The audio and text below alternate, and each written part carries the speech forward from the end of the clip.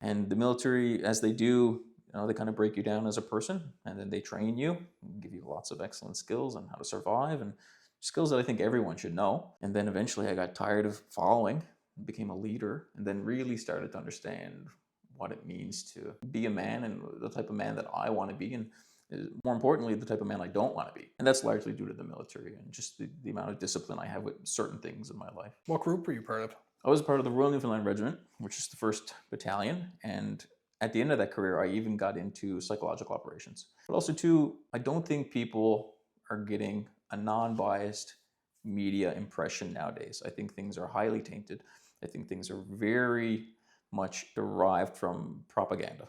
And a lot of people wouldn't realize it unless they had psychological training. And then specifically, not only did I do some psychology courses, but also too, having that military background with psychological operations. We called it influential activity at the time. And what are some red flags that you have seen when it comes to that kind of activity nowadays? So one really easy thing to do to keep an eye out for when you're watching the news is how stories are paired with images and what images follow other images and stories. So I'll give you a quick example during the COVID pandemic. It was really early in the COVID pandemic when they were showing all the stuff going on in Wuhan and in China. For example, they would say, there's this virus breaking out, we don't know what's going on, things are really chaotic. They'd show empty streets, and then they would show somebody standing up with this new style thermostat that I'd never seen before until the COVID pandemic, of somebody holding a thermostat up against somebody's forehead, which looked very much like a gun.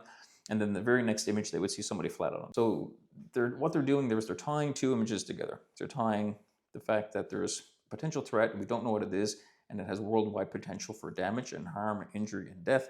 And they're tying that to somebody standing up with what looks like a gun held to somebody's head, and then somebody lying flat on the ground. So that's clear manipulation, and I realized immediately when I saw it what message they were really trying to send to the public. Be afraid. We don't know what this is, and you could die if you don't do what you're told. So that's a very scary message to receive.